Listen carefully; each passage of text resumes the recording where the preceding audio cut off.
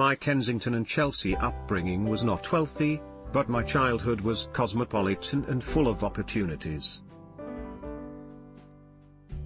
Notting Hill was in the earlier stages of gentrification in the 90s, the population having moved from artists and musicians into the doctors and lawyers phase.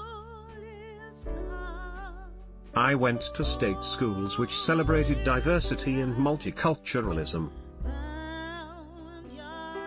Now, the area's gentrification has gone full oligarch, and my old school's catchment areas make them almost impossible for poorer students to access. At Fox Primary School, we were taught steel pan by internationally acclaimed, award-winning musician Michael "Bubbles" Olivier, and had a float at Notting Hill Carnival every year. Local businesses clubbed together to buy us a computer room with 30 dual-colored iMacs, and chairs made of giant primary-colored bouncy balls in little metal frames.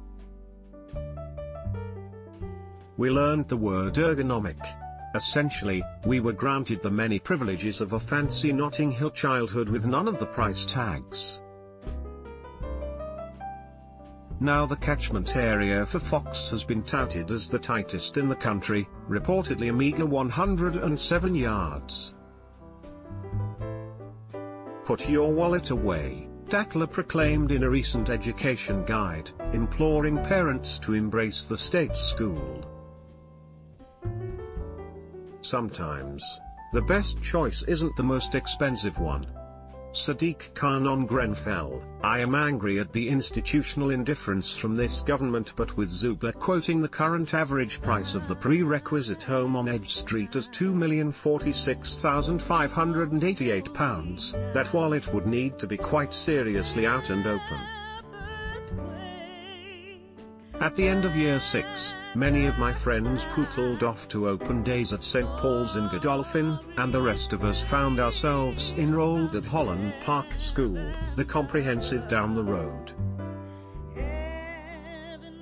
If socio-economic schisms had been glossed over by Fox's preternaturally nurturing education, Holland Park came like a sort of gallivanting extravaganza of inequality. It believed itself to be the most multicultural school in the country, and was immensely proud. Aristocrats mingled with gang members, and a team of dedicated long-standing teachers attempted to steer us all towards some kind of future. Holland Park was in the process of swiftly ridding itself of these extraordinary teachers while I was there, and has now changed its catchment area too. A new school, Kensington Aldridge Academy, has been built in the poorer part of the borough, right by Grenfell Tower. The new school, thankfully, is by all accounts a brilliant place for the students, but the borough's decision is broadly viewed by the community as social cleansing. Keep Holland Park with its extortionate new building and charming setting for the well-heeled, and send the rest to the new school. In making these decisions, the borough can only be damaging the integration the area had worked so hard for, following on from 1958's race riots, and the consequent founding of Carnival. When I was at Holland Park, many of my peers lived in Grenfell Tower, and some still did until the night when the fire happened. Jeremy Corbyn hugs a woman after the Grenfell Tower National Memorial Service. Prince Harry leaving after the Grenfell Tower National Memorial Service. A woman appears emotional as she leaves the Grenfell Tower National Memorial Service. Jeremy Corbyn consoles a mourner. Mourners carry pictures of victims of the fire and white roses as they leave St Paul's Cathedral. Mourners carry white roses as they leave St Paul's Cathedral after attending a Grenfell Tower National Memorial Service. Jeremy Corbyn consoles a relative of a victim. Mourners leave after attending the Grenfell Tower National Memorial Service. Labour opposition party leader Jeremy Corbyn embraces a mourner. People hold photos and flowers as they leave after the Grenfell Tower National Memorial Service. Mourners hold up photos of victims as they leave St Paul's Cathedral after attending a Grenfell Tower National Memorial Service. People hold photos and flowers as they leave after the Grenfell Tower National Memorial Service.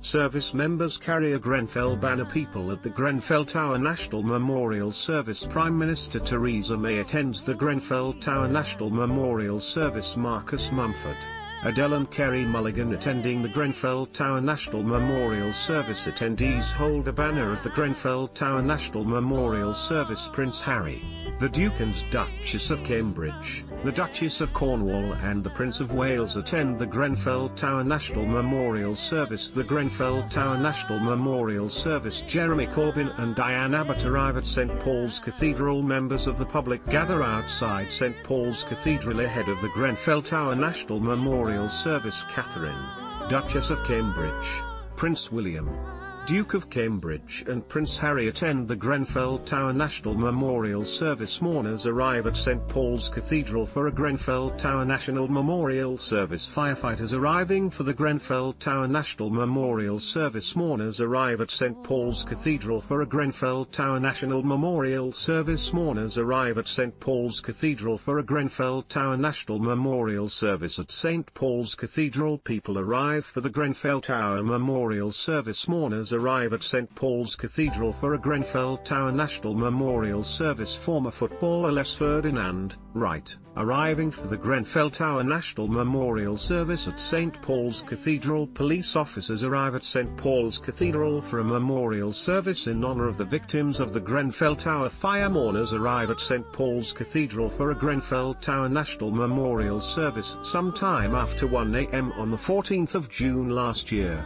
Mysterious thumpings began on the roof of my mum's attic flat. As the cacophony of sirens started blaring through the neighborhood, I took to Twitter to work out what could possibly be happening. Of course, it was the flammable cladding of Grenfell Tower thumping against the roof. I was in no danger at all, but very, very nearby. The fire would kill 72 and destroy the lives of innumerably more. Many residents in the tower, where alarms were failing to sound as the fire cascaded up the building, would still have been asleep. I didn't believe anyone could survive. From where we were, it looked like the entire lower part of the building was engulfed. As I ventured outside, a woman came past, running away from the tower and shouting in indescribable horror, "There are people jumping. There are faces at the windows. People are trying to throw their children. Don't go." Meanwhile, vehicles were streaming past, bikes, people, running closer. Is it Grenfell? Is it Grenfell Tower? My best friend lives in there. My aunt. My brother. My friends. After dawn, I was under the Westway with two distraught men. The sister of one of them had last heard from her husband, Tony, on the 22nd floor many hours before. I couldn't understand that it was real, but Anthony Dyson, from the 22nd floor, was among the missing the next day, and was later confirmed dead. His desperate final phone calls to his family were reported upon in the media a few days after he died. I knew, we all knew, the people watching that night, about the Grenfell Action Group. I hadn't paid much attention, but my mum had been looking at moving to nearby Testerton Walk, adjacent to Grenfell Tower, and kept up to date with the local residents' associations. Internal emails reveal council in chaos after Grenfell Tower fire. It is stunning to think that every single person I spoke to in the street that night when I watched Grenfell Tower burn was discussing the refurbishment that had made the building unsafe. These people realized long before it was suggested in any publication that the cladding wafting through the air and lining the streets around them was at least in part responsible for the fire.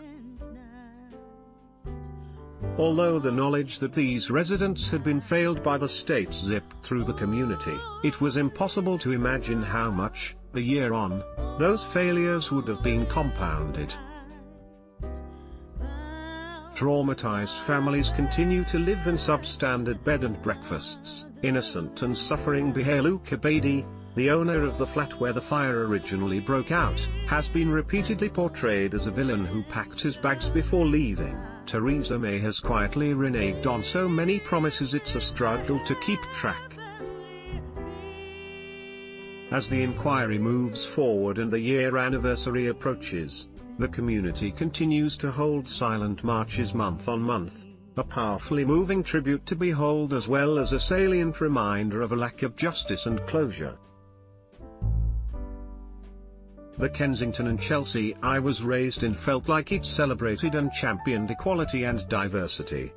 Today, I feel like I live in a shameful borough, but alongside a community which will continue to stand its ground.